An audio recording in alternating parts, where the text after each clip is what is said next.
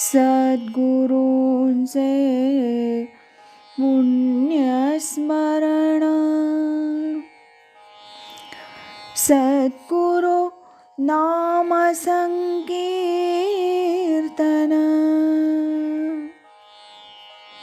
सद्गुरु गुणानुवाद गान. श्रवण मनन सद्गुरूंचे. श्रवण मनन सद्गुरूंचे.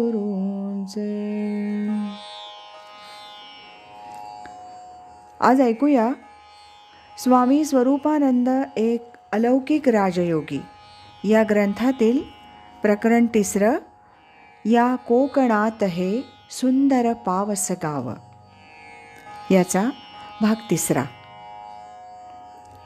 स्वामींचं भोजन उरकलं होतं. भोजन उरकून ते पाटावरच बसून होते.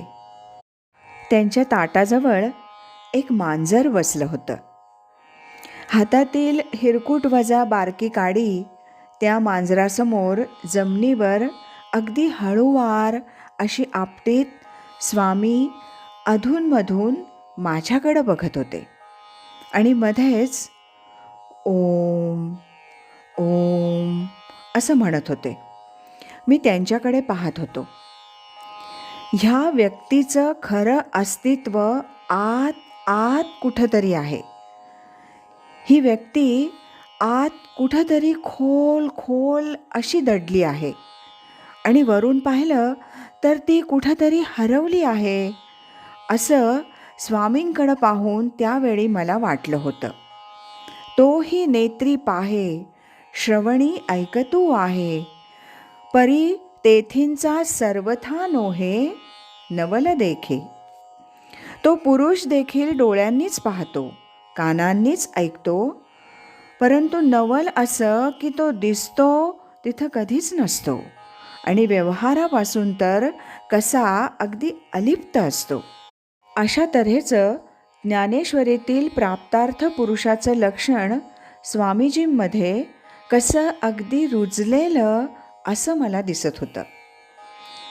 माझं भोजन झालं.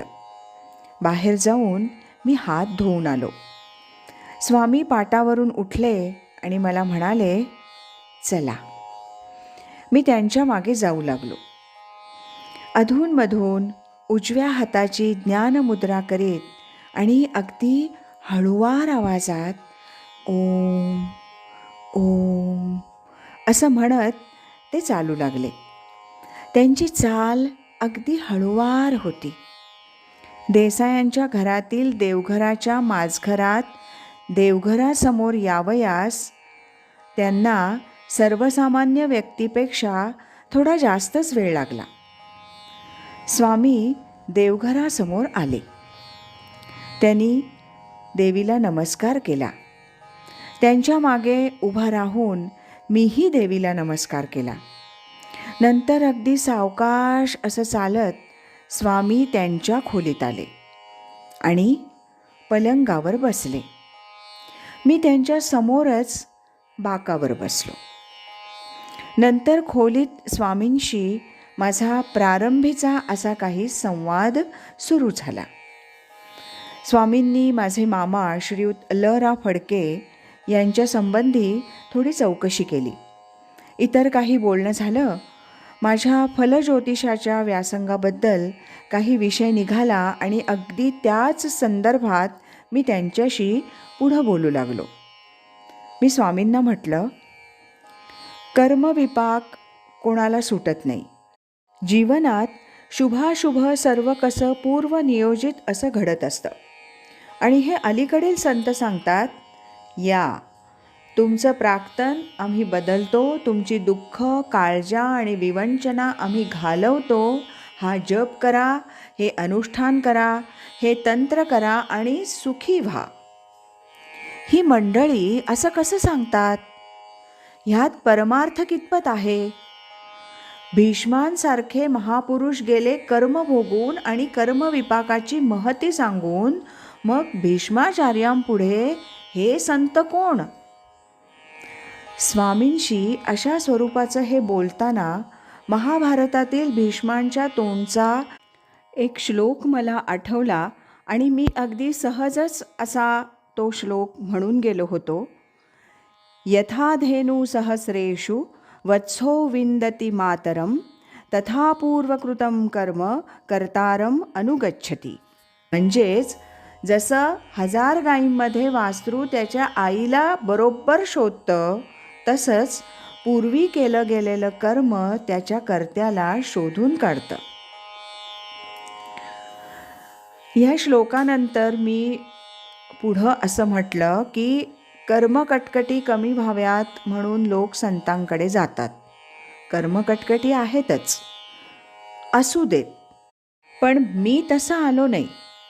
कैकाड्या वाणी करीती गुडगुड मजला ते गूढ उमजेना, नामा म्हणे गाती प्रकाशाचे गाणे मजला अघोरवाणे वाटत असे.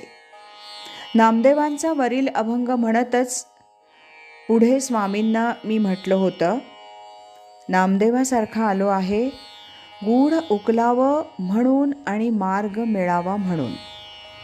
लहान मुलासारखं काही भान नसलेलं माझं वरील तऱ्हेचं बोलणं स्वामींनी अगदी शांतपणे ऐकून घेतलं आणि नंतर ते मला म्हणाले, प्रार्थना भजन वगैरे काय करता?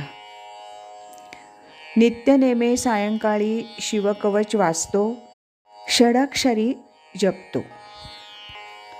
मी उत्तर दिलं. माझं हे उत्तर संपतं संपतं तोच स्वामी पलंगावरून उठले. खोलीत आतील कपाटापाशी गेले. त्यांनी आत्मप्रभा नावाचं एक पुस्तक आणलं. ते पुस्तक उघडलं. त्यातील दासबोधातील दशक 17 समास 5 या भागाजवळ एक कागदी खूण घातली आणि ते पुस्तक माझ्या हाती देतच ते मला म्हणाले, दुपारी बघू, भोजनोत्तर मी थोडी विश्रांती घेतो. हा भाग आणि ह्यातील सुरुवातीचा काही भाग वाचून ठेवा. दुपारी देसायांच्या घरात मी थोडं इकडे तिकडे केलं, मुलांशी गप्पा मारल्या.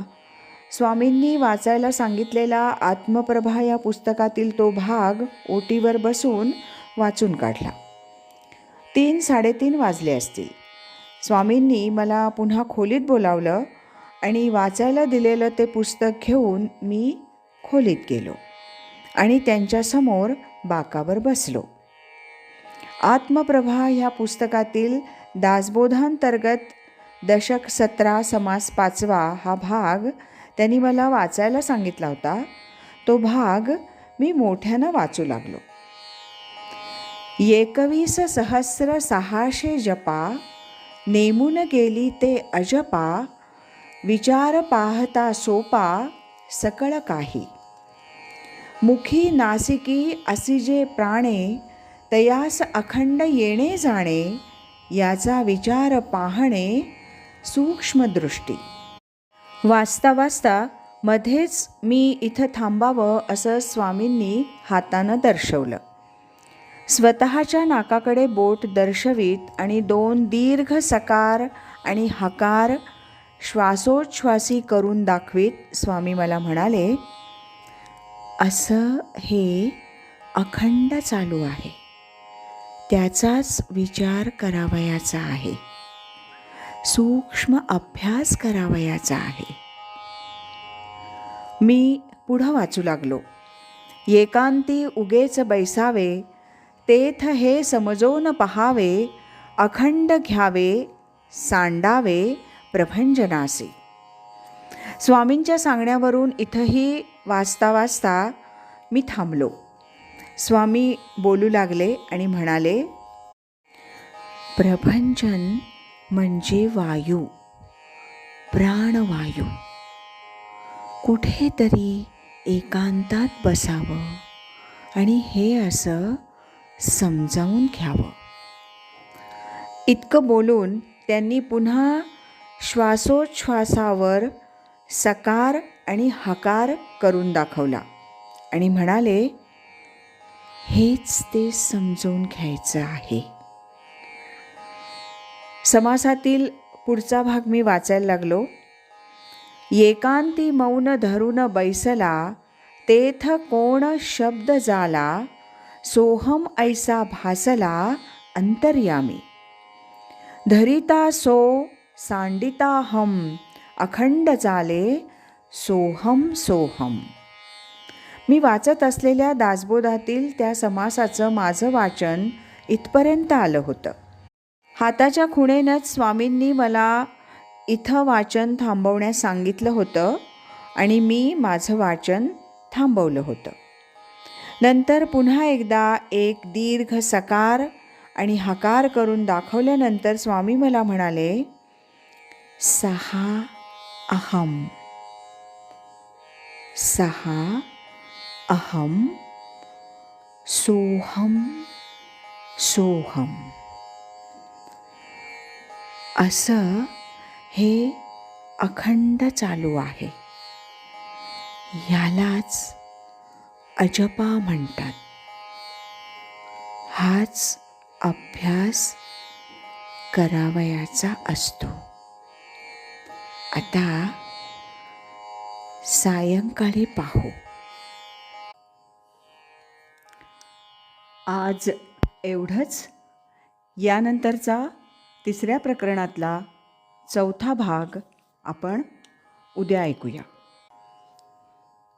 श्रीमद सच्चिदानंद सद्गुरु श्री स्वामी स्वरूपानंद महाराज की जय. हरि ओम तत्सत.